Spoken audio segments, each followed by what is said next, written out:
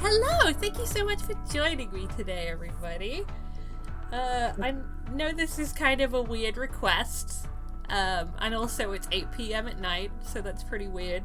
Alright, I guess I should kick us off with something that's like more official, which is, I guess, could you tell me, like, could you just introduce yourself? Like, how did you end up in this mess? Like, I joined YouTube back in 2006, and now I'm stuck here. So no, Chloe, do you want to kick us? I don't know if you've seen we've got a very serious Google Doc, Chloe. Right. So my name's Chloe. I go by Finchwing online. I started starting on YouTube or just in animation, or I started off on YouTube maybe like 2010, and I did I was just like a preteen, so I just did like a lot of MS Paint drawings because I was on this website before that liked my MS Paint drawings, so I just kind of did more of that, and somehow an audience kind of slowly grew. I still don't really know how, but it's there now. I've just kind of been drawing ever since, really, and like started animating in 2015, and I enjoyed it a little bit, so I decided to do it as a job for some reason. And now I'm doing that. Although I'm doing something slightly different now. I'm doing rigging now, but I did animation. I worked in animation last year, so there I am. Oh my god, I'm a bad friend, and I didn't know that you'd moved into rigging now. Oh, that's very recent. That was like 3 months ago. Okay, well, awesome. Thank you. Who is up next? Oh, Jadeyn, you're up. I'm afraid you're up. Boy. Yeah, like very similar to Chloe. I guess I should tell you who I am. I'm Jadeyn, but also known as Blixemi. And yeah, like I started when I was a little thing who didn't know what a computer was, back in 2008, and it's kind of been a little bit of a confusing time, but a fun time. But it's I've kind of switched from what I've been doing from little person trying to figure out how to make voices go into little cartoons into a person who now writes music and stuff. It's been it's been a crazy kind of twisty turny journey. Whoa. Ooh.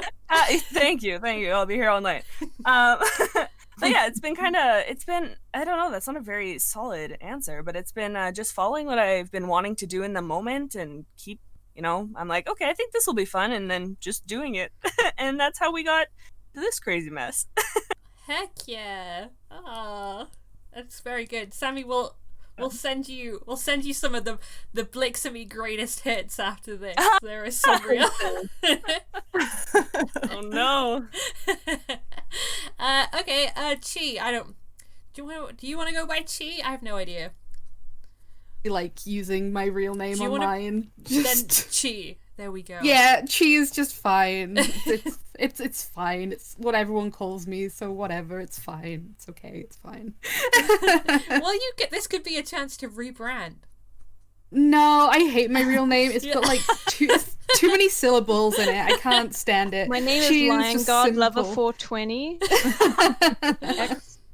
No, don't reveal my true name online. They'll find me. They'll find you. Oh shit. The Reddit that's threads. a side account. They're gonna go crazy.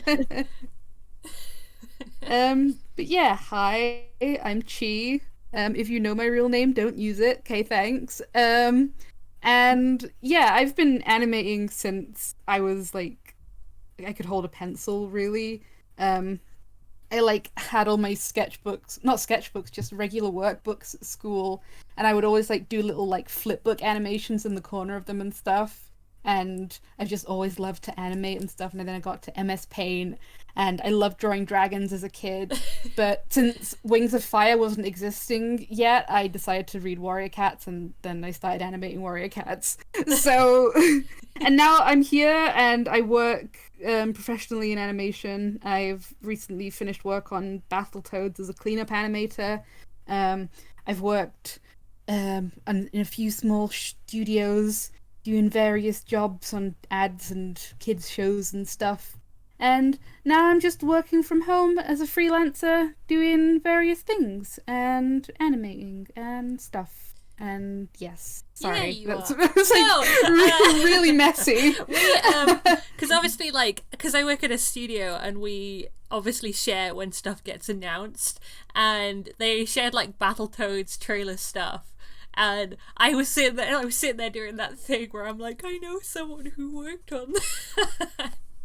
Yeah, no, it was super duper fun to work on. It's so I was fun. absolutely doing that when Battletoads came Yeah. out. It was me with Nella when Nella came out. All right, Sammi. You're up. I'm afraid. I'm sorry that we're also MS Paint cat people, but you know. But I'm also an MS Paint cat person, but Yeah. the whole like growing up drawing online because we had one family computer and my mum limited it to like an hour a day.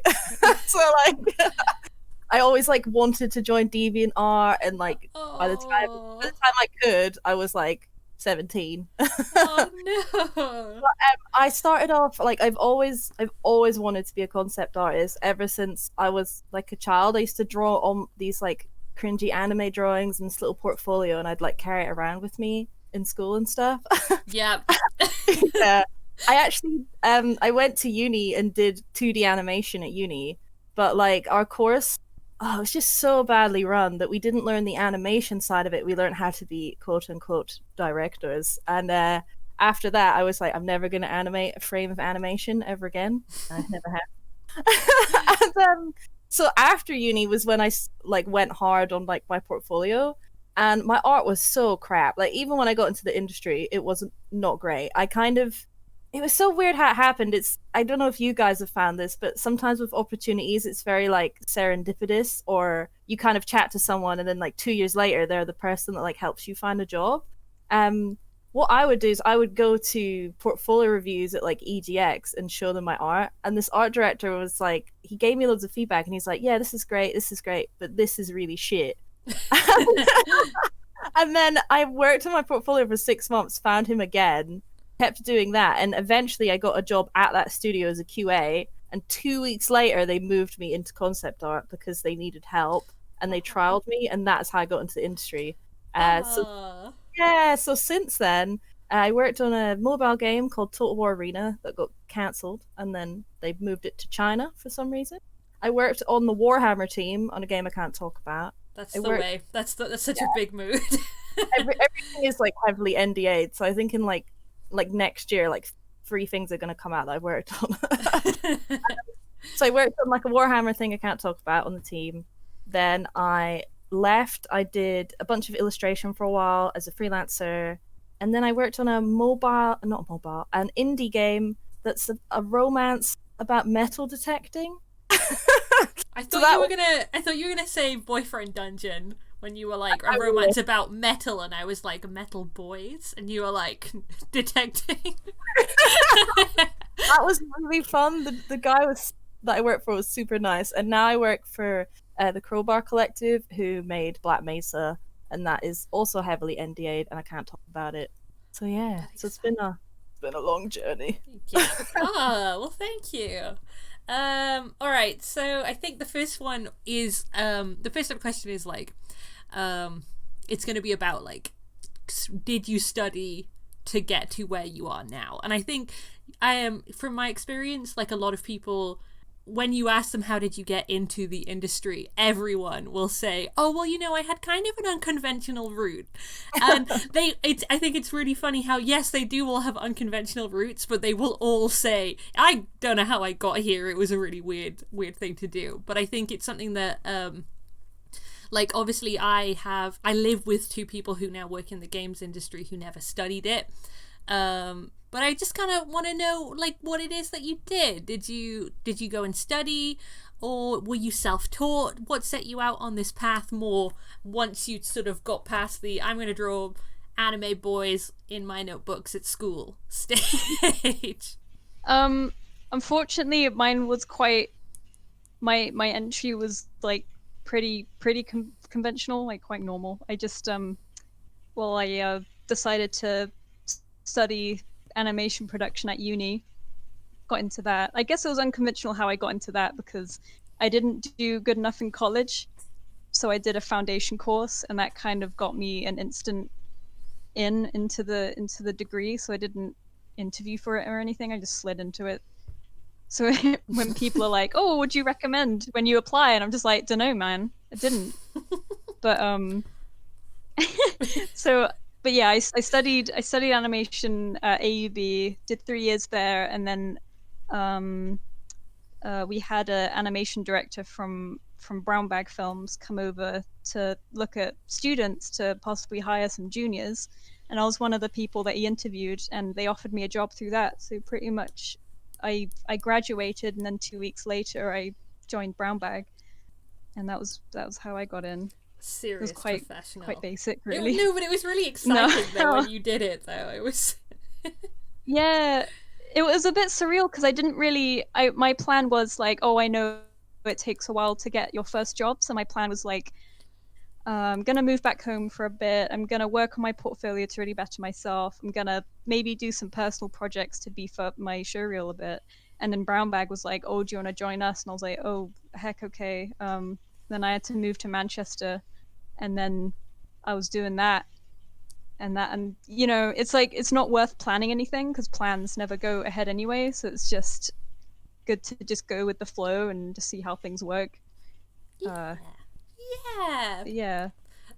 Blixemi, Yeah, I it was pretty chill. I gave that whole like, I was like, did you go to college and stuff? But I have no idea. I do not know.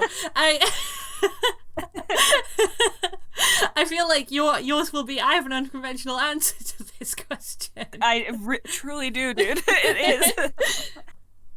Yeah, like, I don't know if you can consider what I do industry. No, I don't know if it's 20, and like, this is because I was really like, we almost had 2 YouTubers in this lineup because I think like it's 2020 and it's time we start treating like, I mean, would we call you an influencer? You can feel my air quotes. I don't think I have an influence. but like you make a living out of like being self-employed. I think it's kind of important to be like, this is a real thing. It's a real job and people can do it. Yeah, that's yeah. Okay, it's not maybe an industry, but yeah, I totally agree with that. Yeah, but I can like kind of answer it. I kind of went to university. I'm in a tiny little place in Canada. Well, not super tiny, but fairly tiny. So, you know, everybody's kind of thing is you go from high school into university. Even though you don't know what you're doing, you just go to university because that's just kind of what we do. So I was in university, not for anything art specific. I was literally just taking classes, just kind of like, oh, you know, educating and bettering myself. But, you know, it was kind of one of those things where it's like, I didn't really know what I was doing. I didn't know what I wanted. So I thought, you know, I'm not really here for the right reason, so I'm like, I'll dip out. Like, not that I'm saying that people should not go to school, but I pulled myself out of university because I'm like, you know, I need to save some money because clearly I'm just like throwing it at the school for no logical reason in my mind. And so I left university and I was just doing kind of retail jobs all the while kind of continuing to do YouTube things. And as my YouTube got more successful and as I kind of found more joy in doing that rather than, I mean, who gets joy out of retail? But like enjoying YouTube and really being able to support myself and support like how I wanted to live on YouTube, it just kind of became a natural progression into doing that full time. So I might not have gone into university and stuff like that, but it did help me. Like going to school and seeing that it wasn't something I wanted was a good thing because I think I would always be like, would I have been a rocket scientist? Obviously not, but like had I gone to school, would I have taken a different path? Or had I not gone, you know, would I be regretful? So no, I didn't go to school for this. It was just kind of a happy coincidence. So I don't know. I don't even know if that was the question you asked. No, that was a really, really answer, nice answer. Honestly, it's one of those things that you like, you don't really know what people are going to say. And then when they do, you're like, oh, that was so lovely. No, thank you. Oh my God, Holly. Oh. Good time. Okay, I'm bad at remembering this list. Who's up? Who's up? Me, I think. Yeah. The one and only. Okay, so what was the question? The question was, so did you take more like a conventional going to university or college kind of route to get into this industry? Oh no, I took like a super duper conventional route and I hated every second of it. I went to like college. I did my art foundation, and then I did electronics and maths alongside it because I was told that you need to have like a science degree to get into university, even though I just wanted to animate anime. Like my parents were like, you gotta have a science, so I have like an A-level in electronics. And then I went to uni, and I didn't have the best university experience. I kind of wish I'd made it some other way. But I'm not gonna get into that. I don't want to deter people from uni. Well, I think because it's a complicated thing, really. University, like I went to a kind of mixed general course, and that kind of helped me decide what it is that I actually like enjoyed doing. I went in and I was like, you know what, hate 3D, not good at JavaScript. Do like direction and continuing to animate in Flash. You know, it's kind of one of those things that you're like, well, yes, yeah, I agree. I agree. I think it's one of those, like, I think creative industries and jobs, a lot of the time you can, like, sometimes you can go to university and it's like easier, but you can still teach yourself and it'll still work out for you, you know? I mean, because I studied animation and VFX at a university whose name I will not name because I really didn't like going there. But, it kind of made me think that the animation industry would be, like, hard and, like, people would always be putting you down and stuff. And then when I actually got into the industry, I was like, oh, actually, no, everybody's lovely. Everybody's really nice. I just had a bad experience. But yeah, I'd still say it's worth going to uni because... you know, some animation jobs, especially if you're like abroad and stuff, will require you to have a degree. So I guess, woohoo! Yay! But yeah, no. After uni, it took me a couple months, but I like emailed like a bunch of studios just in the UK, and I think it was like 3 months later, I heard back from one of them that was like, "Oh hey, we're like working on this show, and can you come down in a couple months and come work on it?" And I was like, oh, cool, okay. And from that job, they were the ones who got me in touch with the people on Battletoads, and that's how I got that job, which lasts 2.5 years. So it's kind of, I guess everything kind of went hand in hand because the first studio I started at knew the uni I went to, so I guess it was kind of worth it because I wouldn't have got a really cool job that I loved otherwise. But yeah, now I just kind of work for myself while I'm waiting for the next big thing to come through. Hey. So yeah, I ramble. I'm very sorry. No, like honestly, it's a nice chat. Don't worry about it. Don't worry about it. Okay. All right, Sammi, how about you? I really agree with Chii in that it's good to have a degree if you want to get a visa and study abroad. But for me personally, I think if you want to get a games degree now, you really have to look at who's teaching the course, because a lot of people will do like a concept art or game art master's degree and they go straight into teaching and they've never been in the industry. So when I do like portfolio reviews, or like when I used to do them with my old company, you'd see these student portfolios and they all had the same mistakes and they all thought that concept art was illustration, and it's not, it's different. So there's that kind of pitfall. I think uni is good to figure out what you want to do. It's good to get away from home. I also had a horrible experience at uni. I didn't like uni at all. Oh, no. Oh, sorry, everyone. It just didn't feel right for me. But I got so far into the course, and I was like, if I quit now, I'll have to get like a real job and support myself, and I can't. So I just toughed it out. Yeah.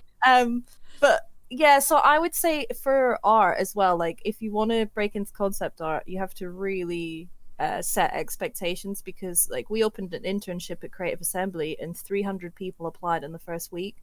And when you have these like student level portfolios, a lot of them aren't at the level. It's crazy. Like some students are like, their portfolios like mid-level artists, but they go to the more expensive schools or they do like a specialized course on the side.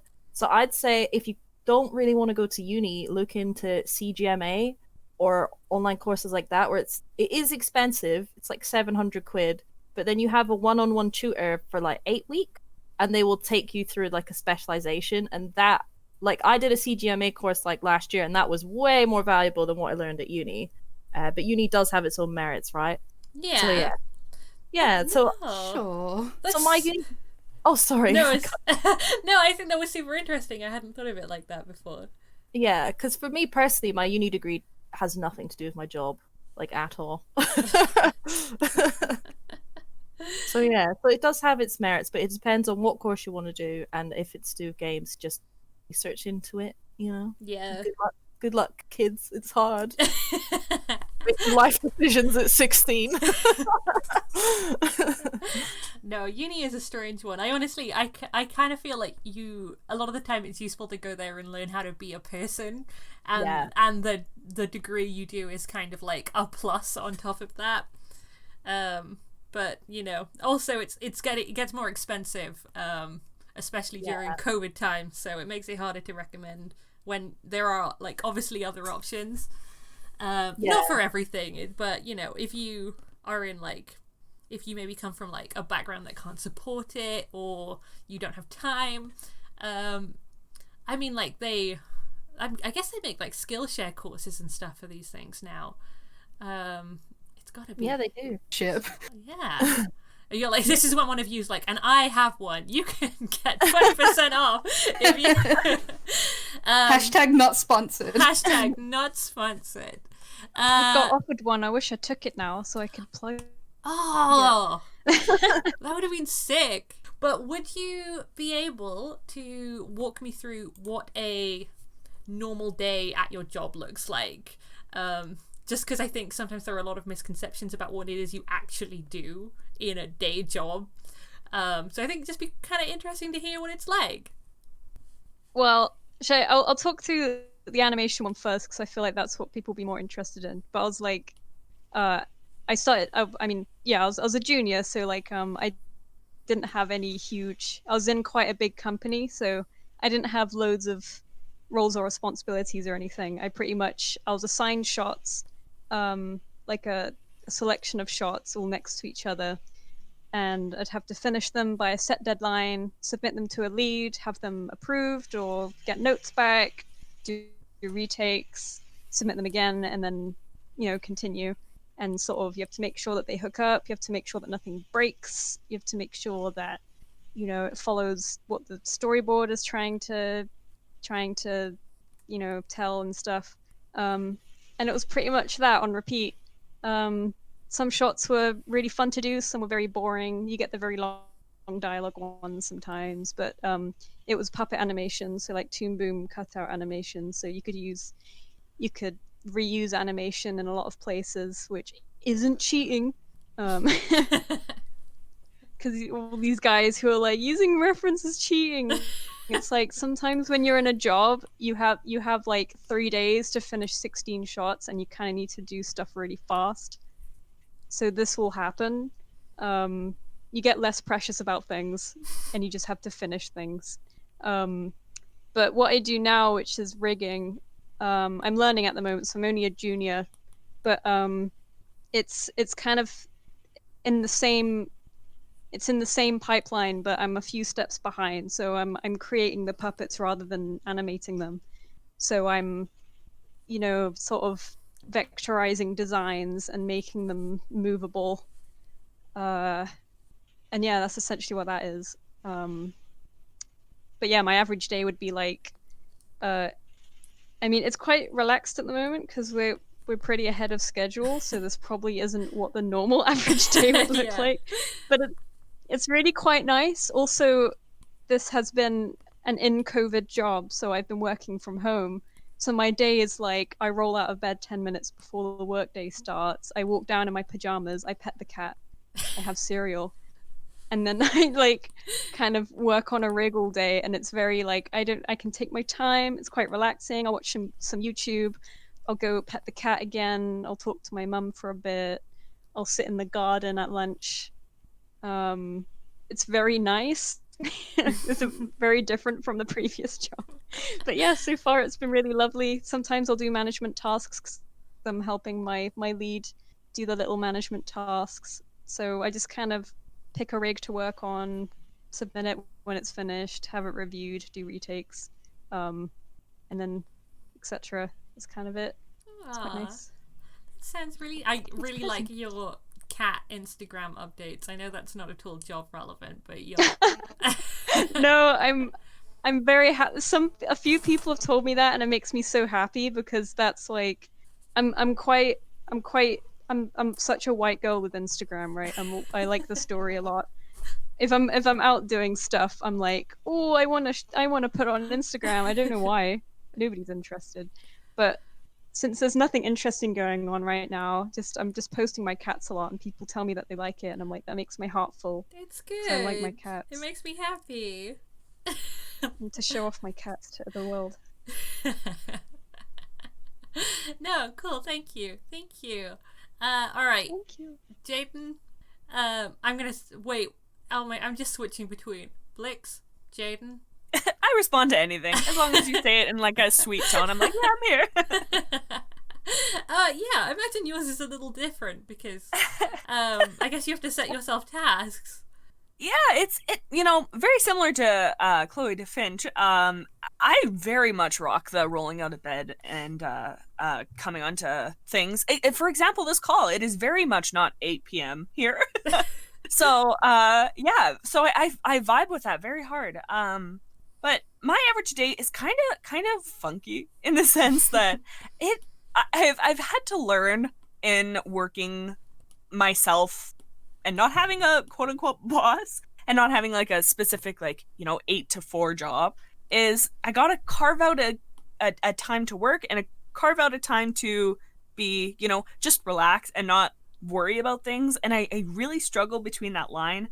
So whereas, having strict deadlines, I'm very, very envious. While Finch was telling me this, I'm like, oh, that sounds so good. And of course there's I'm sure there's drawbacks for that too, but I find I kind of get stuck in this endless of what am I doing? I'm just kind of floating in this abyss of needing to do something, but I don't know what exactly that is. But I'm pretty naughty of sticking my fingers in all the pies instead of just doing one thing at a time. So oftentimes I'll wake up and then I'm kind of backwards because I tend to relax first and then work, which is, I'm a night owl, so I guess it works. Oh. Yeah, it's bad. Follow human guidelines where, the sun and then the moon. Follow that. I don't, but, do as I say, not as I do. But I'll hang out for a little bit, but then I just work kind of throughout the night. So oftentimes I get to hang out with all the cool people across the pond. I get to chat with you lovely people who are awake, but oftentimes I lose my Canadian people because I'm like, oh, they're all asleep. But generally, yeah, so this is a very long way of answering. I wake up, chill, and then work. And depending on what I'm working on, be it music, sometimes I'm waiting for, a vocalist, or if I'm waiting for it to get mixed, there is a little bit of kind of sitting on my thumb because I'm like, oh, I'll start another project or I'll do kind of this or that. It's very chaotic. I wouldn't recommend it. Be structural and be an adult. Don't be like me. But I mean, I get things done eventually, and I like when they come out. So I guess something's working. It's not a very professional answer. I'm so sorry. No, that's you gotta. I think. Because some people are like, look, I need, I'm the sort of person I need deadlines or I'll die. I lose motivation and I'm like, well. Oh, yeah. But some people don't work that way. They're like, no, we'll just do a million things at once. And I guess being able to task switch like that is in itself a useful thing to be able to do. God, thank you. But it's just a part of working for yourself that is just well. It's a lot. Yeah. It's like staring down the mouth of a whale. I don't know if that's a saying, but it's what I feel like. Where it's Dad is big and I am small, but I have a dog to feed, so better get in there. What, get in the whale? Yes, the whale, yep. Don't know what the whale represents, but it sure is something. Perfect. Thank you. Chii, how about you? I guess we're all gonna be it's COVID time, so I wake up and I am 3 feet away from my bed. Pretty much everyone's just like that at the moment. You wake Yeah. up enough 3 feet away from your bed. Yeah, well, oh, wait, I mean desk! I knew it, I just wanted to jab. Oh, Need to embarrass Holly. I'm a fool. Anyway, sorry, Chii. No, it's all good. But yeah, no. My first studio job I had for like 6 months, and I was really lucky in that I lived literally 5 doors down from it, in the center of Bristol. So I could just like wake up about 20 minutes before work and then just saunter on down, like still with bedhead and everything. But since that job, for like the last 3 years, I've been working from home, even though I've been working with the studio. And oh my gosh, it is so difficult to like have a sense of schedule and stuff. So I need to like be really strict with myself and set myself work hours, or else I just won't get anything done. So I like get to work about 9:30 to 10 o'clock, and then I keep working until 6, 7-ish, and then I stop. Even if I want to continue working, I tell myself that I have to stop, because I think it's just so healthy, especially if you're working from home, to just give yourself those regular work hours, just to give yourself a sense of normalcy, I suppose. Because I tried the whole, relaxing all day and then working all night thing. I just can't maintain it. It's just not how I work. So I need to be my own boss sometimes. And oh boy, it is not easy. I would do anything for a studio job right now, but COVID times, so... COVID times. Yeah, I try and set myself tasks for each day as well. Like, okay, this is what I'm supposed to do today. And, if I can do more than that, then that's great. And if I don't finish it, but I do most of it, then that's great too. But it just gives you that sense of focus that you wouldn't have if you were just like, okay, I'm going to do my job today and I hope it goes well. Here we go. Yeah. But yeah, no, that's my day. It took a long time for me to really get into a good routine though, like about a year of trial and error. But oh my gosh, it is so worth it. You just need to try and do it if you're working for yourself. Yeah. So I guess my question, and I think this will probably be kind of similar for Sammi, is so like if you are doing freelancing, what would you say is the divide between, how do you line up the next gig while trying to finish off what you are doing at the moment? Or is everything a bit more of a long-term stint? Is it like, oh, I've got 3 months here, I've got 3 months in this other place? Like, yeah, how does that work? It's kind of like that, at least with Battletoads, because it was pretty much a full-time thing. It was just kind of like, okay, I work here, and I also got the added bonus of sometimes being invited down to the studio, which was nice. Yeah, but I had that for 2 years, and then after that I was like, okay, I need just jobs, so I just sort of scrambled for anything I could get, really. You just take what you can get till the next long-term contract, I find. Yeah. Oh, well, we pray in these COVID times. Yes. All right, Sammi, how about you? So when I was in a studio, it was a lot different because we would have a stand-up every morning. So like the team gets together and they go, "What are you working on? What are you working on?" And with in-house concept, like it's normally very quick. It's more like production art, really. You normally have like half a day on tasks or a day. So I would just chill at my desk all day drawing. And now I'm at home, I do the same thing.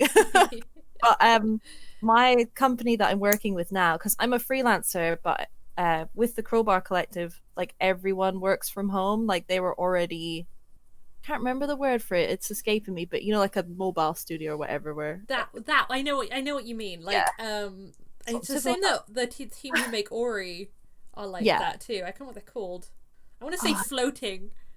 We'll say floating. But they're all like that. So now I work in the evening.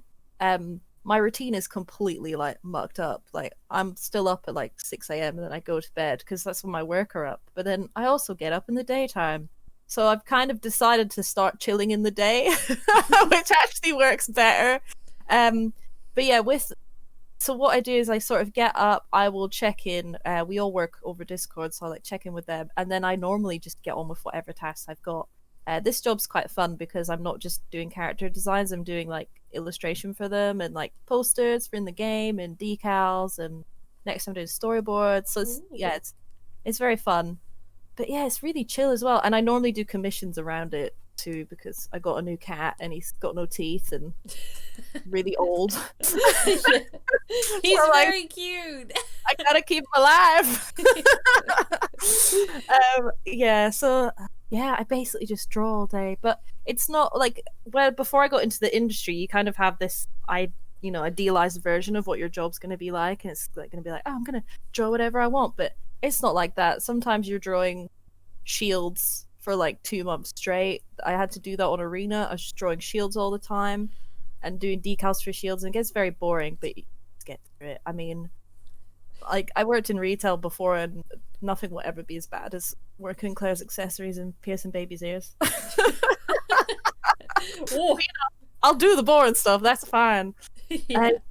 Yeah, but like I agree with having to have a cut-off time, because otherwise you end up, I kind of do that thing where if I'm sort of near the end of like a piece or a project, I will just stay up and finish it, and that's bad. Like, don't do that. It's bad for your health. You just muck yourself over and feel rubbish the next day.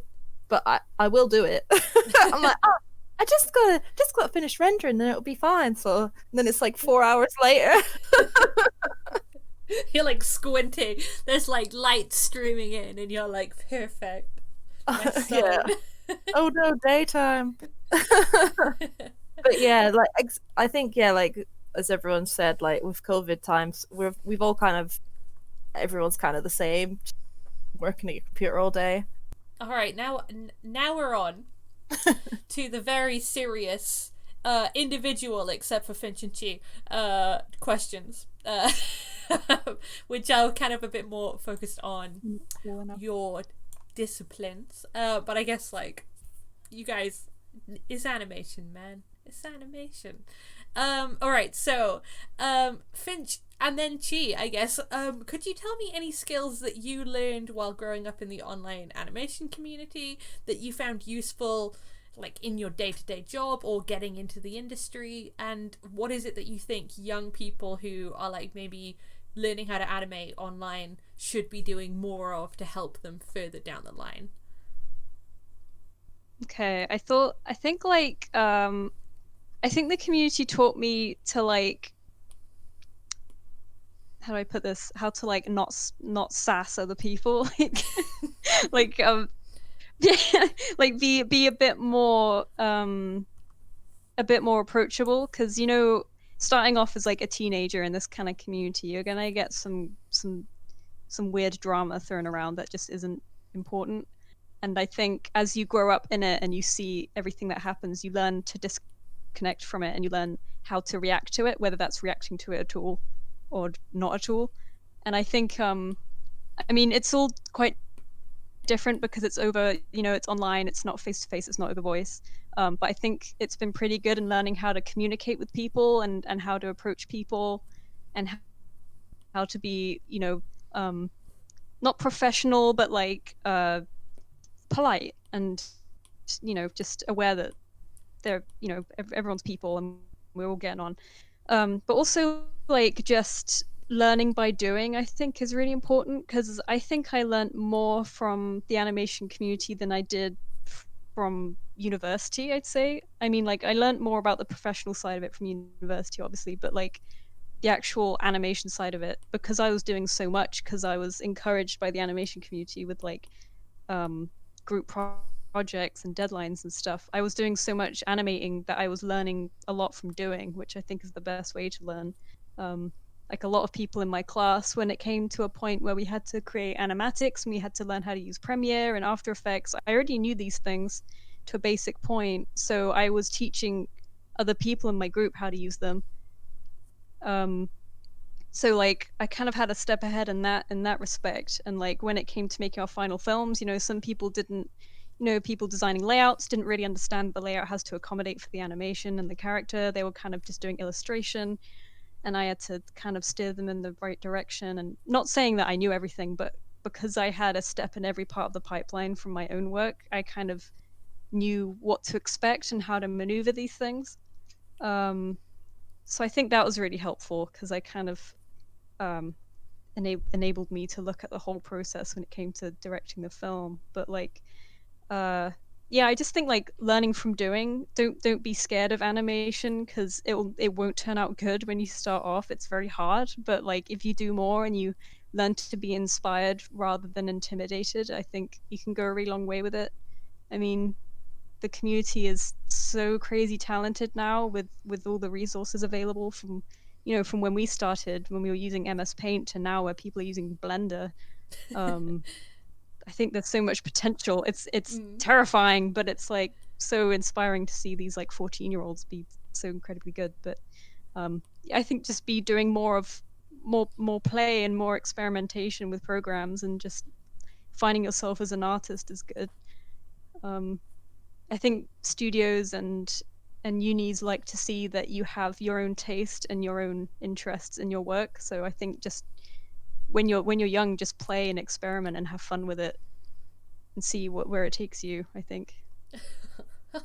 Oh, I put this one in because I know that you and I have spoken about this in the past, and I knew it was going to be I knew it was going to be a really good answer.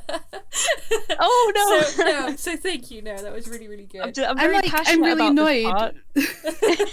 I'm really annoyed. Finch stole my answer. I was literally going to say pretty much everything she said, but I do want to add to it if I'm allowed. Of course, of course, definitely.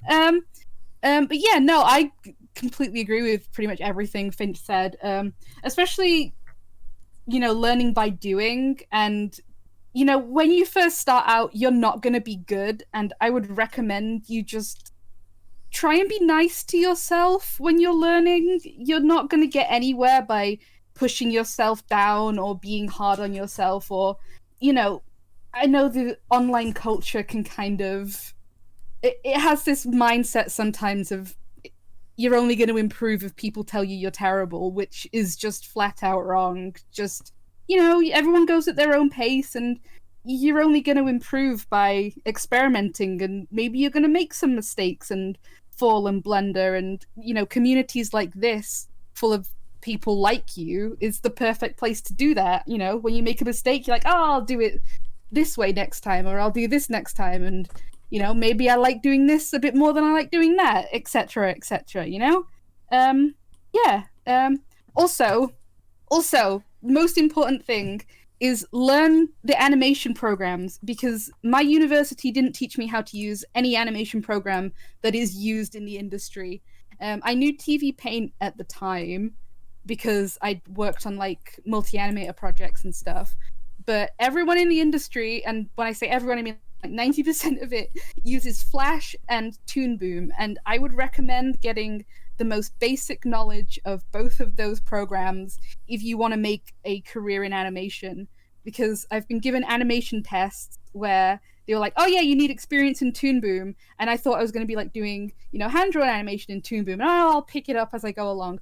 Toon Boom's a scary program. I like spent most of my animation tests just trying to figure out this program, and like rigging in these programs and animating with puppets is so much different to hand-drawn, and you'd really benefit yourself just to learn, you don't have to be a genius, just the basics of these programs, because everything will just be so much easier if you know what you're doing with them, because art school won't teach you.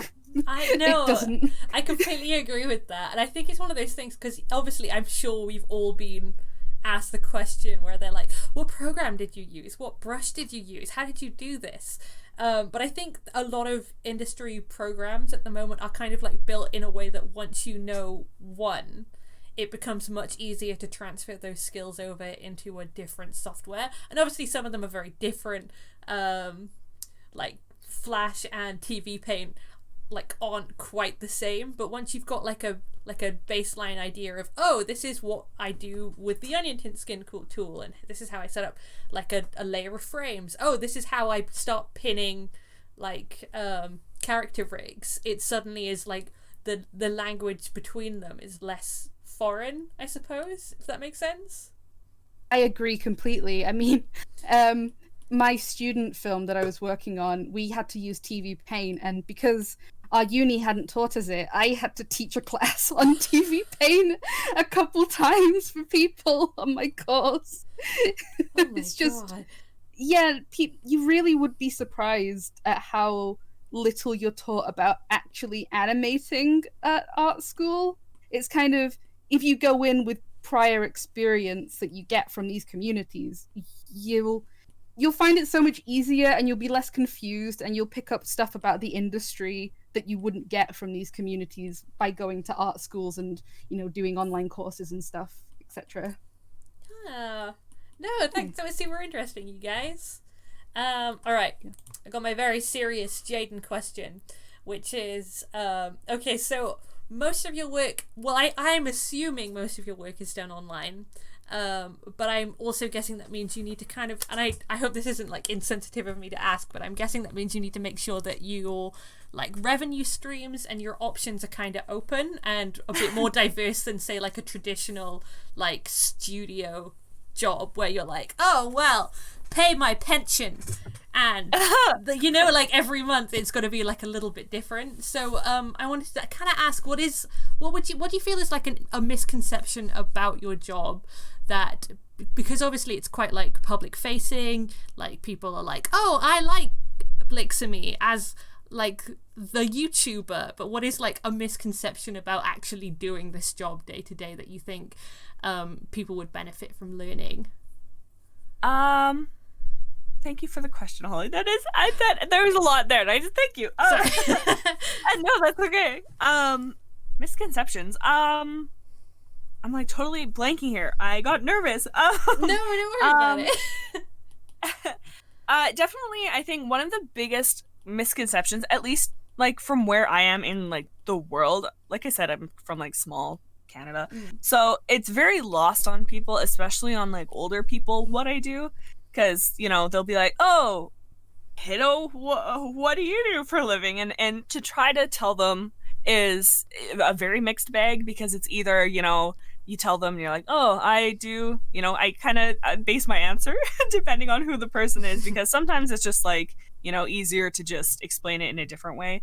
But I think a lot of people, when I say, you know, I'm a YouTuber, it's instantly, I do get a lot of, oh, I wish I could sit at home and do nothing and get paid, which, you know, I understand, like, it's fair. I do sit at home. I'm not doing nothing, but I am at home, so like I can see the misconception. But I think it's maybe a little lost on how much goes into the actual production. So it's like, you know, where some people would do, you know, they do the writing, and then that's their job, they write and then they go, or one person does, you know, casting for a voice or something, and that's their job and they go, or one person, the singer, they do that. I find a lot of times I kind of have to do a little bit of everything to make something come to life, because if I'm not going to do it, chances are it's not going to like come out, because nobody else, you know what I mean? Like, yeah. it's just kind of me. So I think there is a misconception of how much like time behind the scenes go into things, so it's not just kind of a boom boom boom. A lot of it's kind of learning and failing too is a big misconception. Like, I still to this day have no idea what I'm doing. A lot of the times it's just a lot of guesswork and just throwing a million things in the air and seeing which one flies, kind of thing. So I think as much as I'd like to say, you know, I feel really successful in what I do and stuff, like, a lot of things don't necessarily end up where they need to be. So I think a misconception could be, you know, that. Yeah. But yeah, so I think those are the biggest misconceptions that I get. I'm just trying to live my best life and yeah, and not go crazy. No, and obviously not go crazy, because I guess like it means that you have to kind of, I suppose it's kind of a bit like what Chii and Finch were saying about how in like the animation community you sort of learn how to do everything, whereas I feel like you've taken that model and you're like, okay, now I'm going to do everything, and also I have to file my own taxes because this is my job now. Don't say the T word, Sorry, please. sorry. No, but it's true, and I'm very envious of people who have very specific skill sets. Like, you know, I'm in this call, for example, surrounded by immensely talented artists and like people who can like visually bring things to life, and that's a skill that, you know, I have very a drop in the cup compared to you guys, which I'm still very grateful of. But it's, you know, I've spent so long kind of being passable at a bunch of different things instead of putting, you know, a bunch of time into one thing, which I'm very happy with. Like, I'm glad that I get to do what I do, but sometimes I see things, I'm like, oh man, I'm high-key jealous of that. But it's all, you know, it's part of it, and it's and I really enjoy what I do, and I enjoy being able to consume things as well from other people. So yeah. No, that's really interesting. Honestly, it's nice to hear. I mean, it's wild to hear, like, it's just, I don't know, hearing about other people's jobs is so interesting and, like, different, because everyone has, like, a slightly different experience. Yeah, totally. With a lot of different stuff. Because obviously I think there are some people who would be like, wow, you get to do all of these different things. I show up and I do this one thing. And obviously, like, I think if it's creative, like, I feel very lucky to be able to do my job, and I like the base tasks that I do that is like kind of make up my day to day. I'm like, I really enjoy doing this. Totally. But well, and yeah, sorry, just to add on to that, I've also like I'm kind of gonna piggyback off their question as well.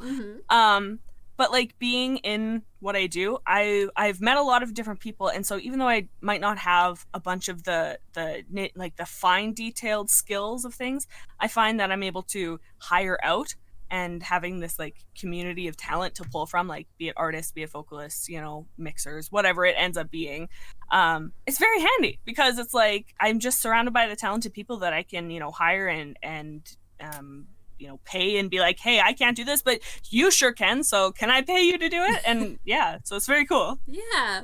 No, and I definitely think you've been, I mean, I guess in my experience, like, I've known you as someone who helped, like, did a lot of, like, talking to people about like, from behind the scenes in the Warrior Cat site and stuff like that.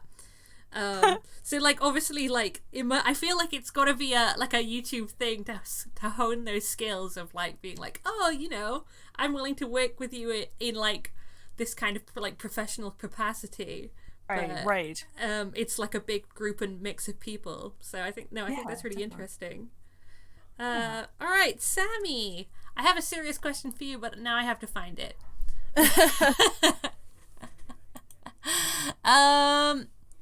Or did I write one? I'm sure I did. I've skipped it. You were meant to go before Jadeyn. I'm so sorry. It's okay.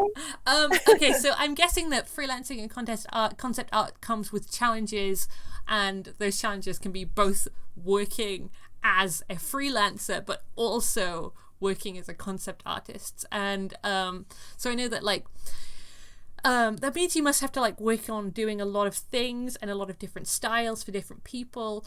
What is it that you think is the most important thing to know, both as a concept artist and a freelancer? Oh my god, this is so tough. I'm sorry. Because as a freelancer, I would say, know your worth. Also, look up the laws for your country, and look into how much other people are getting paid for a similar role. So because I'm working with Americans, I looked up like what the average freelancer made for concept art in America, and then they came at me with a rate, actually, which made my life so much easier. Trying to negotiate rates is like,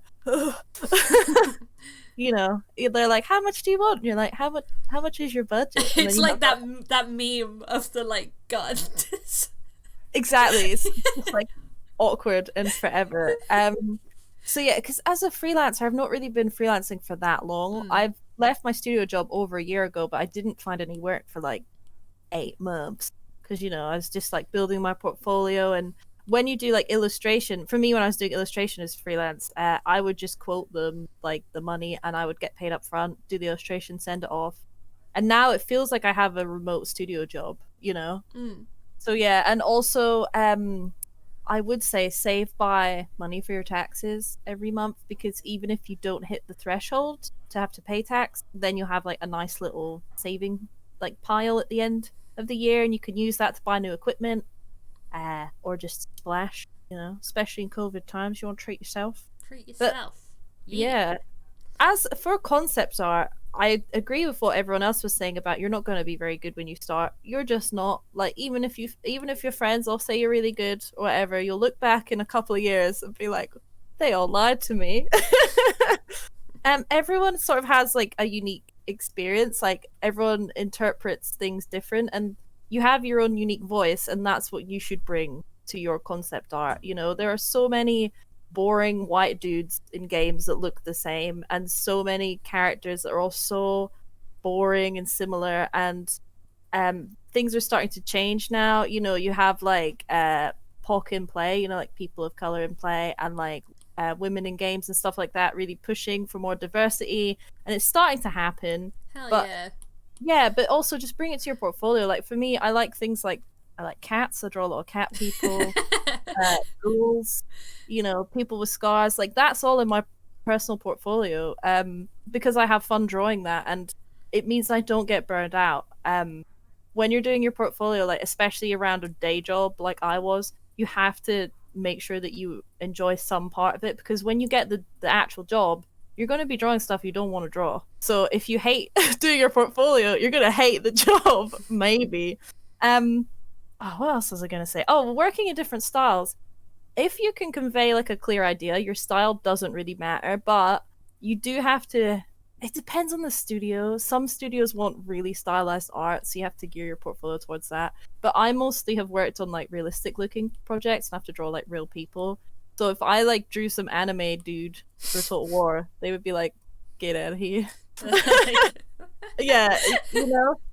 So you do have to be versatile, but don't worry too much about painting designs up. Like something that people do is they render up their drawings too much. You can literally just have flat line and color, and that will convey a great design. Like if you look at the Overwatch concept art and stuff like that, a lot of it's just flat line art, and it looks, you know, it looks amazing. It's really clear design. You know, have fun, like enjoy it, because it's such a rat race to get in. You know, you need to be finding some fun somewhere. And also, I would say aim at a particular studio. That's what I did. I aimed at Creative Assembly, and my portfolio was geared towards them. You know, it was all historical stuff. This job I'm on now, they hired me even though I didn't have what they're making, which is really unusual. Normally, they'd say, okay, you need like military or sci-fi or whatever. This job, they were like, you don't have any of this in your portfolio. Can you do it? And I was like, well, I didn't know anything about historical Rome before I worked on Total War. You can research, but yeah, like if you're going for like mobile games or like cute kind of indie games, gear your portfolio towards that. This sounds so like very obvious, but the amount of people with highly stylized artwork that would apply for like Total War, it was like a lot of people. You know, it's like a thing people don't think about. They just think, well, I can design, I've got this art, so they should give me a job. But no, that's not the case at all. I'd also say, like, find where you can get feedback. Behance is really good. You can put your portfolio on there, and there's loads of streamers on there that teach on CGMA and stuff, and they give portfolio reviews for free. Like, normally you have to pay for a portfolio review. So get feedback, and don't take it personally. Like, if someone looks... There's constructive criticism, and then there's, like, being horrible, but if someone looks at your art and goes, okay, your lighting's not great here, so... think about the planes of a face, or do this. It can be like a bit stressful because you want to be better, but it's also someone that has more experience than you is helping you out. Like, don't take it personally. I never take it personally. And I mean, you know, sometimes like when you have a review, like an art design review or whatever, you have like a whole team going, no, that was shit. I hate that one. Sorry. Yeah. That No, was it's fun. okay. I hate that one.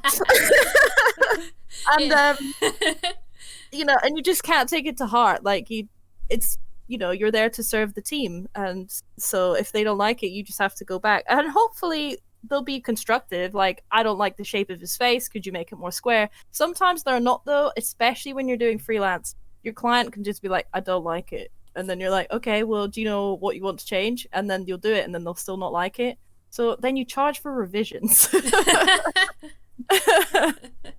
Yeah. But yeah, so Font of wisdom, Sammi. Font Yeah. of wisdom. So to summarize my ramble, bring your own unique voice to your art. If there's a particular studio you want to work at, aim your artwork at them, and yeah, that's it. Live your life. Hey, thank you, thank you. Oh, there's so you're like I just want to listen to people talk about stuff all day. All right, could you guys give me basically what is your like flashcard quick top tip for people who maybe want to be doing your job but not know how yet?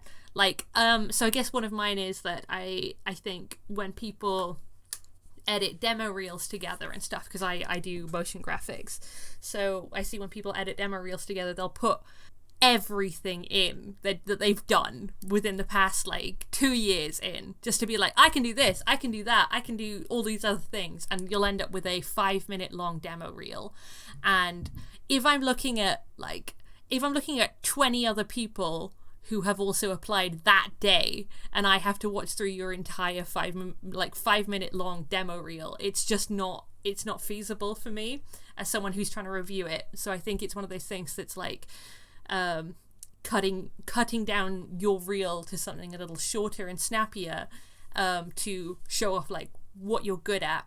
Because obviously as someone who works in that industry, I can watch that through and go, oh, they know how to do this. This is clearly like an expression in After Effects, so that means that they know how to do that. So that's applicable to other things. So I can sort of get where you're at with this and your like confidence and skill level without having to watch 5 minutes of like more graphs, if that makes sense. So I would just be interested to know what your idea of like what would your top tip be for people who want to get into your discipline. I think like figure out what you really like doing and do a lot of it and put the best stuff on display, kind of like you said, and learn the programs like Chii said, I think. Because I think a lot of the barriers I've seen is that you either diversify too much or you don't know any of the programs that everyone's using. I feel like that's the two main barriers I've seen. Yeah, okay, all right, I that's think helpful. that's it. No, I can see that. I can understand. I agree. It's probably not very inspirational. No, I also really put you on the spot there. I was like, we're coming back. Everyone else No, is it's like, fine. I'm number 4. I've got so long to. Well, I've got the questions up here, so I was reading it, but I was still like, I'm not sure, but yeah. No, thank you. I think that maybe. Yeah. All right, Chii, how about you? Gosh, can I be number 4?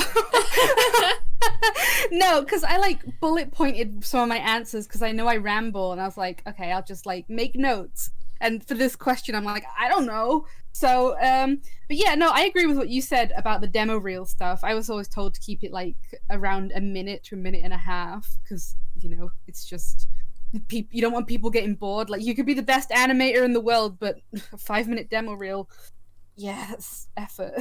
I don't know. I mean, I just say be kind to yourself as you're learning, you know.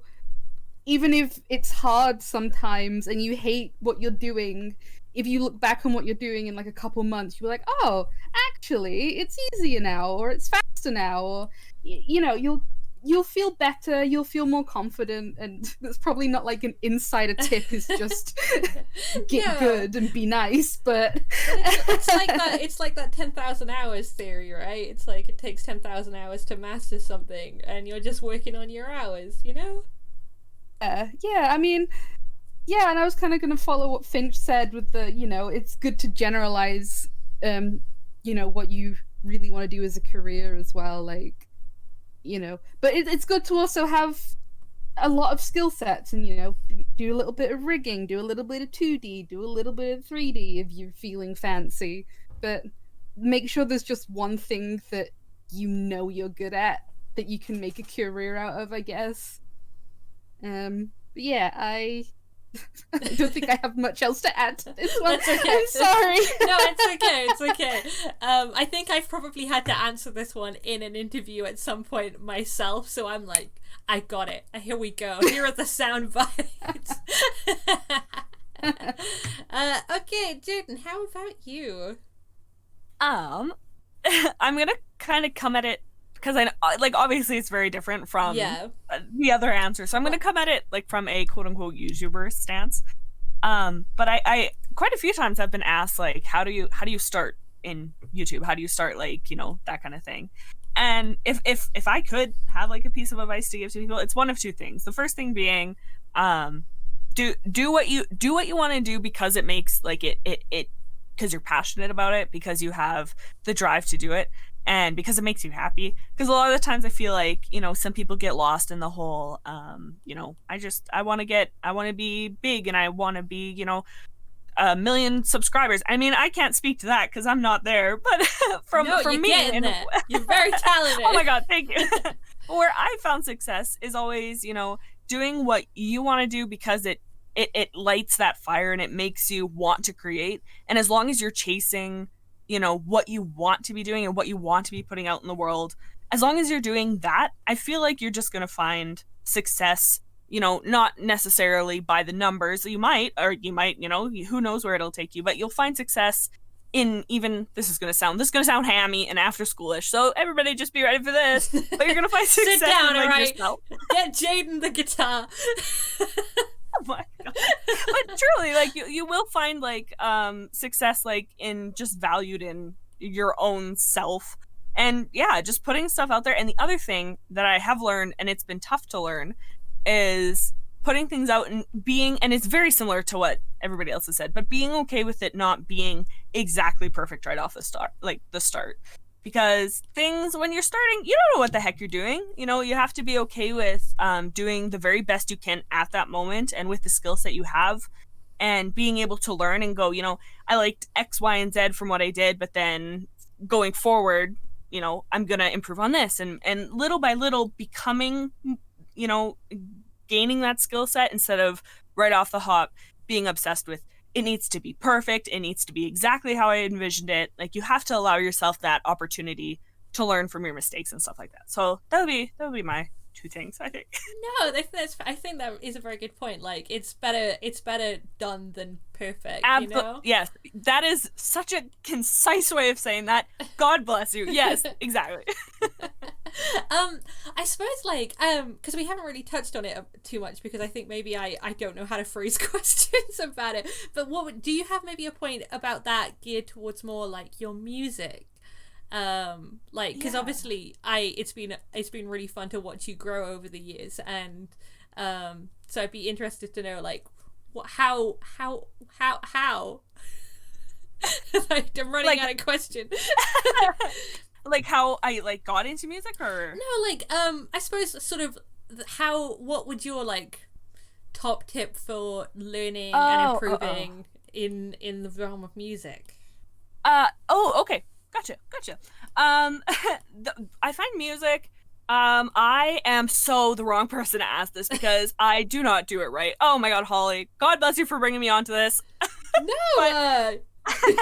I don't really know how to like read music and stuff, so I do a lot of it by, again, like what I think sounds good, what I enjoy. But if you're wanting to learn more about music, like, definitely, like, there's so much out there, like courses online and YouTube tutorials and stuff like that. And I feel like if you're passionate about getting into music and you're passionate about like getting into these things, just like go out there and put your little feelers out and just gain as much as you can, and then just do what you think sounds good, or go the route of like schooling and stuff, because that is also honestly something that I do wish I did, is going a little bit more into the technical side, because I do find myself kind of limited. But yeah. Oh, thank you. You're so welcome. Thanks, buddy. No, I don't know how to read music. I mean, no. I've been playing folk tunes for years, not a clue. We're just stumbling through it, you and me, Holly. Just trying. All right, Sammi. Do you have a answer for this weird, complicated question? I do. Take your life drawings out of your portfolio Whoa. because no one needs to see them.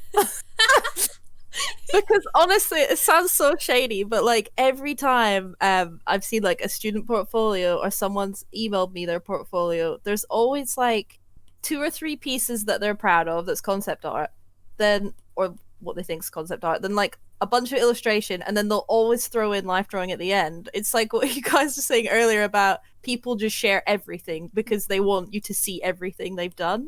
Edit it down. Like you only need, I would say, if you have like 4 or 5 strong pieces of concept art, like a character, like front and back view, with like the little callouts and stuff, that portfolio is so much stronger than someone who has 30 pieces in their portfolio, but it's all just random stuff. Another thing I would suggest is specialize.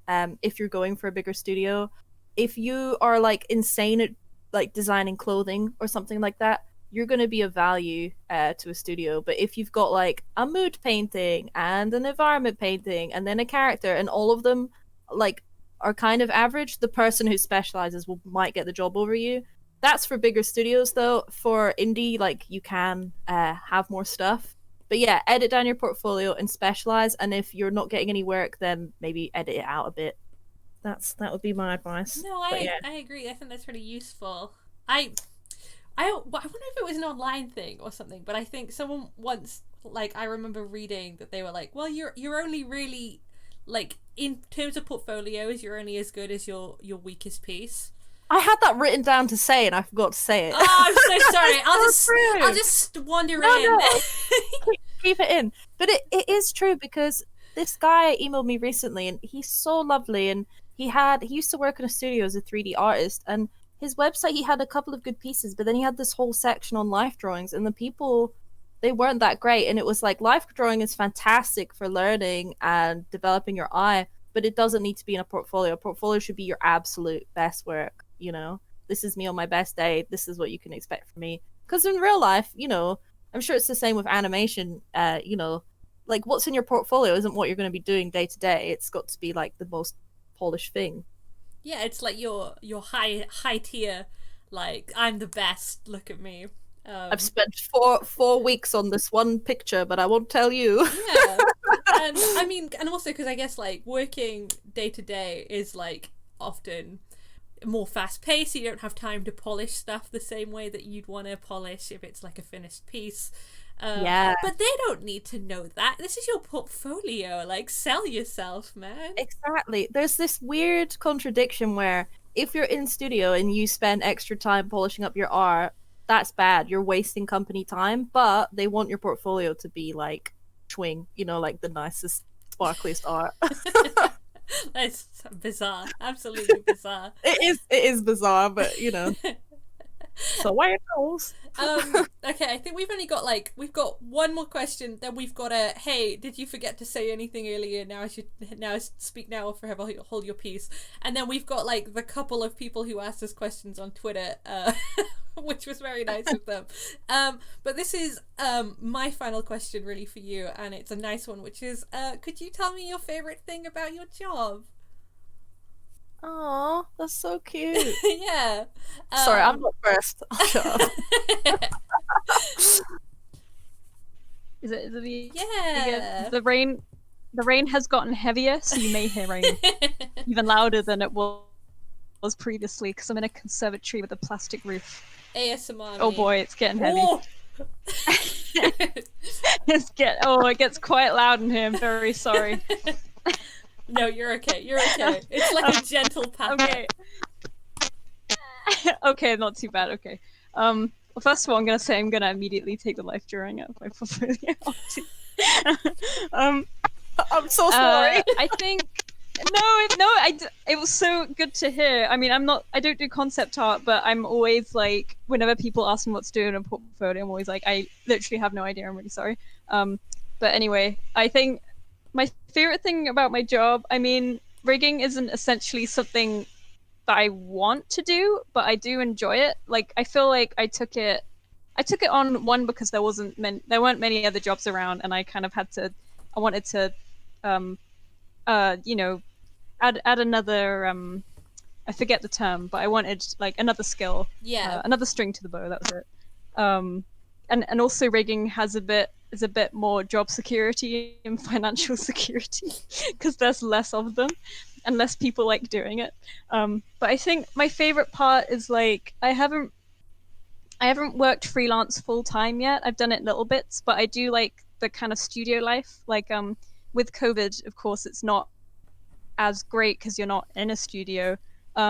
But my studio I'm in right now, Blue Zoo, they're doing a really good job of keeping people like socializing still. Like there's a lot of chat rooms and they encourage people to do like little challenges. Like there's a challenge at the moment where like put googly eyes on an inanimate object and whoever gets the most likes gets a free pass to something like an Amazon voucher. Or like my lead puts on just like a little rigging meeting twice a week, and we usually never talk about rigging. We usually talk about like fat raccoons or like Oh, the fat raccoon video from today. Yeah, we're sending fat raccoon videos to each other today. The hot dogs. Yeah, and like I mean animation is so diverse too. Like everyone I'd say 80% of people in each of the studios I've been in like have been foreign, like they haven't been English. So like you get to meet people from so many different places. Like I've had friends from Mexico, I've known people from Brazil. They'll like share pictures from their hometown and they've got like macaws sitting on their balcony, just like it's normal. Wow, there's thunder outside. And the sky is getting passionate. And like my lead at the moment, she's from Indonesia, but she's also a Canadian citizen, and she was telling us about like where she was from, and it's just great to hear from so many different experiences and places. And when you make friends with those people, they can help you get your future jobs. Like the main reason why I got this job is because someone from my previous job recommended me, and I didn't even know about it. Like in the interview they were like, oh, so and so mentioned you, they said you were really great, and I was like, oh my god, I did not expect that. So I think the connections is really great. Like the people I think is my favorite part. But the work is good too. Sorry, it's probably a really cheesy answer. No, Chloe, it was the friends you made along the way. It's the friends we made along the way is the true animation. No, that was lovely. Thank you. There we go. I think. I don't remember. Oh, Jadeyn. I've got this order so mixed up. I'm afraid you are actually second. It's me. I'm next. Are you? Oh my god, you are. Sorry, I don't know who I am. I'm struggling. It's been ignored. Sorry. I will not silence you any further. Take it away. It's okay. Chii. It's okay. Again, Finch stole my answer. Lol. Honestly, my favorite thing about working in animation is just the people you get to work with. They are, without a doubt, the most fun people ever. It's insane. Like, I think someone phrased it to me the best way is like, when you're in school, there's only like the one or two arty kids. But when you go into animation, you're all the arty kids. So you all have like stuff to bond over. You all have very similar senses of humor, and you're just all very ridiculous people. And it's great. It's such a chill work environment. I mean, in my first job, every Friday we'd always have like a beer before we closed up. Yeah. And yeah, and the Battletoads job, they would like invite me down to the studio sometimes, and it was really nice to meet them all face to face, and it was just, they're just nice people. It's just a nice industry, and I'm so glad, because I was so scared that it would be really intimidating and everyone would be really mean and strict and like some people who taught me at university. But no, everyone is lovely. Everyone is so nice in animation. Yeah, you'll make friends as long as you're not an asshole. Yeah, that we could put that on a shirt. Can I say that? Can I say asshole? Bumhole? No, that's less catchy. No, thank you. Oh no, what if they're all the friends. Actually, no, because I think my answer too would be the friends I made along the way.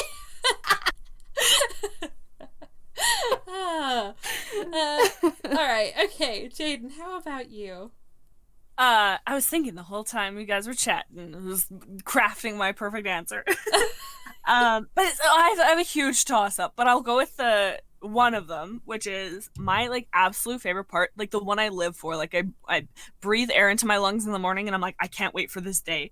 Is when I've been working on something for like way too long, and like the moment of bliss before I hit upload. That, God, there is nothing in the world that compares to that feeling, because I'm like, don't have to think about this for the next at least 24 hours. They can just sit in the abyss of the internet. So definitely like the feeling of accomplishment when you've been working like super hard and then finally putting it out to the world. But also I do really enjoy totally lost the second thing I was going to say, so it doesn't matter because clearly I can't remember. But yeah, definitely the first one of when you're working super hard on something and then it's out and you're free and you can be a human again. Are you one of those people, because I think there are two types of people who upload stuff or like post stuff, and there's one and it's I upload it, I check that there's nothing immediately wrong with it, and then I leave it and it's done. Me. Is that you?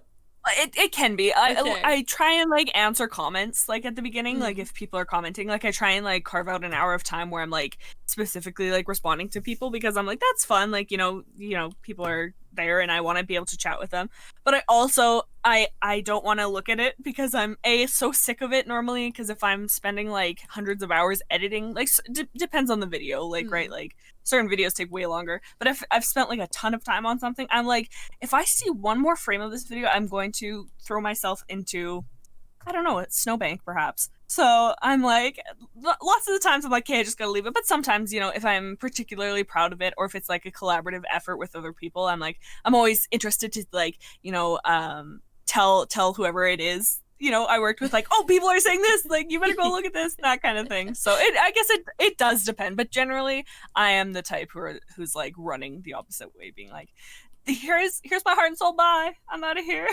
Don't judge me, see ya. That's very powerful. That's very brave. I mean, I think I've got better at it over time, but back when I was younger, I'd be like, I'd post something, I'd be like, I have to check immediately. It is very, yes, yeah, it can be tempting. It's weird. It's a weird lifetime routine. But no, if you remember the other thing, you can be sure to just hop in. But it's cool. No, gone. It's gone. So I think it was like, yeah, it was like the nitty gritty of things. So it's gonzo. But no, I think truly that is. Well, you know, the other thing is, this is not my original thing, but the other thing is, oh my god, I'm taking up so much time. I apologize. Is, you know, this is another hammy answer, but like, you know, a lot of the times I do have a fairly young audience. Like I think my demographic's like 14 to 20 somethings. So a lot of times I do get comments where it's like, you know, seeing this inspired me, or like, you know, I want to draw like the person in this video did, you know, whoever it ended up being, or, you know, just generally just inspired by something I've done. That is like, that comment is worth like a million hate comments. Like I could take, you know, people who are unhappy with that, you know, kind of like that, it's fine. But like a little person who's just inspired to be creative, or inspired to do something or be something because of something I put in the world, like that, you know, compared to the uploading something, I think that might top it. Just like being able to be that thing in a person or a kid's life who they might not have had, you know, that's pretty sick with a capital S. That's the cute answer. that was, I guess, the answer that was truly in my heart. I just had to dig it out. Adorable. All right. Okay. So will Sammi do a 3-4 foot 4 quadruple whammy with the here's a really emotional answer, or is it like, I like drawing books? Well, no, for me, like, it's definitely the teamwork. And when, like, with my team now, they get super excited, like, when I send a design in, it, like, makes me really emotional. So, like, they're just like, oh, can you design, like, a random dude? And then I'll go away and I'll add, like, they've really let me do my own thing on this project, which is so cool, because Warhammer was fan art of minis. Don't know if I can say that, but there you go. Well, You know Don't let what? it happen. You work somewhere else now. It's fine. What are they gonna do?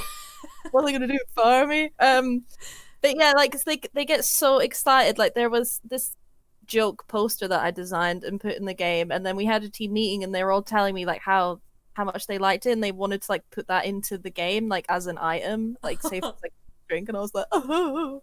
And it really rebuilt my confidence because my last job really like destroyed my confidence just because of like the team I was on. They're very like, you know, tear each other down kind of thing, and like being on a team that are, you know, they get super excited about your ideas and stuff. It's like, oh, or like you just say an idea and they roll with it. And I'm so used to being batted down, but it was just, yeah, I love that. And seeing my stuff in game, like I cried the first time I saw something I'd designed in a game in the office. I was just like, excuse me for a second. And I also would say the friendships along the way. Hooray! I remember working, like, when I worked in retail and stuff like that, and no one had anything in common with me. I was, like, the weird girl who liked anime and games, and now everyone's that weird girl. Super nice, yeah. And I just feel so blessed to have my dream job. Like, it's what I always wanted, and yeah. Aw, no. Well, congratulations. I'm happy for you. And I'm glad that your team are being really nice and supportive. Oh, they're so lovely. It's really nice. I caught up with, sorry to blather on. I caught up with like a friend last night, and she also works in the games industry as an artist, and she was saying that AAA is really harsh and not as nice, and then indie studios and mobile are a lot more lovely, and like that's been my experience as well. Like the smaller teams are so much more passionate about what they're working on, you know, and you feel like a part of that, whereas a big studio, you're just a tiny cog. You're off for 2 days, no one notices, kind of thing. Oh, I don't. I think I honestly, I think it's different company to company. Because obviously, like, I work in a AAA studio, but it's like a small team. So I can't really speak for what it's like to be actually on the dev side. But I mean, I'd like to think it's friendly and nice and welcoming. But you know, you can't know really. But I think it definitely, studio culture can really change that sort of thing. Definitely, because to be fair, I was on 2 different teams, and my first team at Creative Assembly was lovely. It was the second team where there was issues, you know. I think when I met you, you were on that team, and it was a sad time. We were like, which? We were at a pub, and we were like, do what you gotta do. I just want to leave. What if I can't get another job? You did. It was great. Oh, it all worked out. Perfect. But yeah. I'm mindful that we've been here for like 2 hours. I'm very sorry, everyone. I guess I'll wrap it up with it. Is there anything else you guys would like to say? Like, I would like to add friendship to mine. I just remembered my top tip. Oh, what's your top tip? Yes, Sammi just reminded me, is that when you're applying, don't just apply for big studios. Go for the small ones. They're so much easier to work with when you're first starting out. Working with a big studio to start off with is going to be so overwhelming, and just try go for the small ones. Just because your first job isn't at Disney or Cartoon Network, you're not a bad animator. It's fine. It's fine. It's fine. It's fine. You did it. The clutch. I did it. Got it in. All right. Yeah. Has anyone else remembered something they wanted to say earlier but has forgotten it? I want to piggyback on that and just say, once you get your foot in to any industry, it's so much easier to find more work, even if it's like a small studio no one's heard of, or just get that experience. Just go for it. You know, you can aim for the stars, but girl, aim for the gutter. You'll get in somewhere. Oh man. Okay. All right, we've got 2. Okay, so when I first tweeted this out, I got like so many people, and they were like, I would like guidance on how to get into this industry. And it was all of them saying, that would be really useful to know. And then I asked if anyone had any questions, and I've got 2. So... Aww. I know, I feel really like our lead writer, our lead narrative designer retweeted it, and we've got nothing.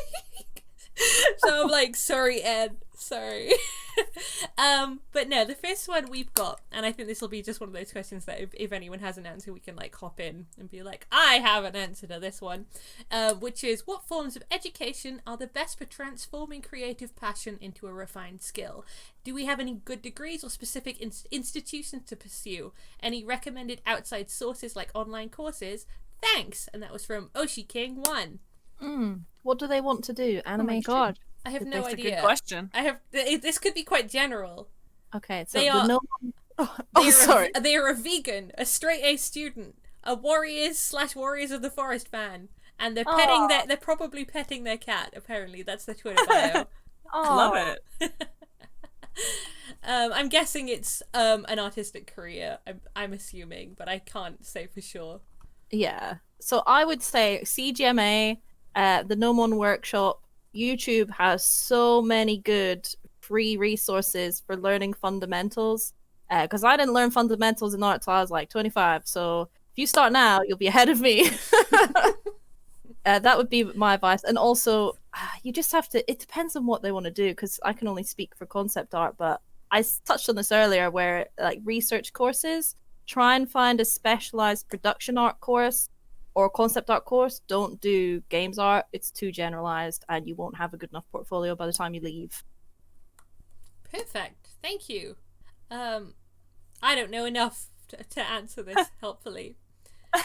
I agree. I'm gonna take a backseat on this bad boy. I didn't have the greatest uni experience, and there's that little voice in my head saying, no one go to university, it's terrible. But I know university does have its benefits. I think you just you have to play around with a couple things, and maybe if you're too nervous to start like with the big course at uni, maybe try doing like a small foundation course first where it just has a little bit of everything, and see if that kind of gives you the experience you want. And you can figure out, hey, maybe I want to just figure it out online, or maybe I want to continue down this path. That might help, but I really couldn't say anything definitive. I'm sorry. No, I mean, I can agree with that. As someone who did a very mixed degree, it did teach me what I absolutely hated and what I did like. And it meant that I came out the other side kind of like, kind of able to like apply for a lot of different jobs. So obviously I'm glad where I ended up, but I think that there is some value in doing something a little bit mixed. But I will say that my housemates Chris and Charlie, who I tweet about constantly because it's COVID and there's nothing else to do, well, Chris did a drama degree and Charlie did a business degree, and now Chris is a VFX artist at Mediatonic, who just released Fall Guys. Name drop that one there. They're a nice studio. And Charlie now works in UI design at the same company as me. And so they basically taught themselves over a year using Udemy, YouTube. They messaged people who were in the industry already and said, how can I do this? Where shall I start learning? And I mean, they were unemployed and put a lot of hours of work into studying it for themselves. But I think if you do take the time to message people who are professionals, and if you do maybe, like, I would recommend spending that money on that course if you think that it'll help you. You can probably get into a beginner level role somewhere by self-teaching. I think that's one of the, I think creative industries are quite like open because you can't argue with skill. You know, if someone looks at your portfolio and they say, oh wow, this is really good, it doesn't matter if you went to the best university. I mean, some places it might do, and nepotism can be a problem, and you know, but a lot of the time they'll go, oh no, you can clearly do this job. And I think that's something that I think is quite nice about it, if that makes sense. Yeah, that's great advice. Woo! Hell yeah! Alright. We've got one more question, which is from Star Soul Studio. And they say, how do you build a portfolio for college? Which I think is a good question. Nobody tells you to do that in high school. I do not remember. It was so long ago. I just applied and got in. I think I just have my art. Oh, did they mean college, like university? They might, yeah, I think they might mean university. I mean, I guess this could be applied to movie, like in general. Where should you start with a portfolio or demo reel or, you know, that kind of thing? The uni I think website. I answered this. Oh, sorry. Oh no, yeah, I think you did. Yeah. Oh. Oh no, I was just gonna say, I think I answered this jokingly earlier, where like I didn't make one, and I just slid in from the foundation course. That's all I know about fancy. Yeah, I got on my course through clearing, so Yeah. I Okay. was like, Go us. sorry. No, I'm gonna retcon this question to be like, where should you start to build a portfolio? I think you need to cater it to what you're applying to, obviously, and if you don't have much towards that, then try your best. Like when I applied for the foundation course and I was interested in animation, I had some I just did fine art and illustration before, but I had some like sequential drawings of like Edward Muybridge, the guy who like photographed running animals. Yeah. And he was the first one to figure out how like quadrupeds like moved. I kind of did some of those, and I was kind of like, oh, I don't have any animation, but I have these. I have an interest in it and movement and stuff. And just I think like include your favorite pieces, obviously. Include what you love doing the most, and cater it towards what you're applying to. I think because you're applying to college. I mean, I guess it depends how high level the college is. Like if it's CalArts, there's a whole like list of stuff that you got to do, and then dear God. But I think just like show your best stuff, show your skills, what you can do, show what you want to do, and show that you're dedicated and you do this in your free time. Because I find a lot of people, they not that you should always be doing it in your free time, but there's some people who are like, oh no, I don't draw for fun. And it's like, oh, I draw for evil. I draw only to take over the world. But yeah, I think I'm not sure if that's the right answer, but I think that's what I would say. I'm not sure. No, thank you. I think the uni normally says on their website what they expect for the courses, and you can also, I've seen a lot of YouTubers that show off their college portfolio, like what they used to apply. So that might be good to look into. Yeah. If I could offer stuff, I always have 3 tips that I always go to when it comes to my portfolio. I mean, I can't talk for like a like an illustration portfolio. This is solely for demo reel, but it's always, don't make it longer than a minute and a half. Don't have the song be more interesting than what you're showcasing. Just have it like be an instrumental or royalty free something, and always put your best stuff right at the front. Like, you don't want you to have like, I know it maybe seem cool to have like the big amazing animation like close off your reel. No, put it at the front, just right at the front. You want it to be the thing that grabs people's attention. Yeah, that's it. 100%. Yeah. You put all of the good stuff, and then you save like the one pretty nice shot for the end, and then you cut into your contact details. Yeah, pretty much. Because they'll forget the middle bit. That's the part where they turn to their colleague and they go, "Hey, it's pretty nice, like." No, my like demo reel to get into uni though wasn't very good. It was like I had like 3 different demo reels, one for art, one for illustration, and then one for short films, and it was a mess. Just try and be concise and straight to the point and show everyone what you're about. Yeah. I honestly have found people when you apply for university and colleges, meaner about portfolios than people in the industry. Like if we come across someone that they seem genuinely like nice and interesting, and they're looking to learn and get their foot in the door, and I see their portfolio and I'm like, I want to call them on Skype and be like, look, I'm sorry, we can't give you this job, but here are some ways you could improve this and make it stronger, and then maybe you'll get that job in future. But like, I sent off a portfolio and no one had ever taught me a portfolio to get into a college, and he sent me by like a piece by piece takedown of everything I had included in this portfolio.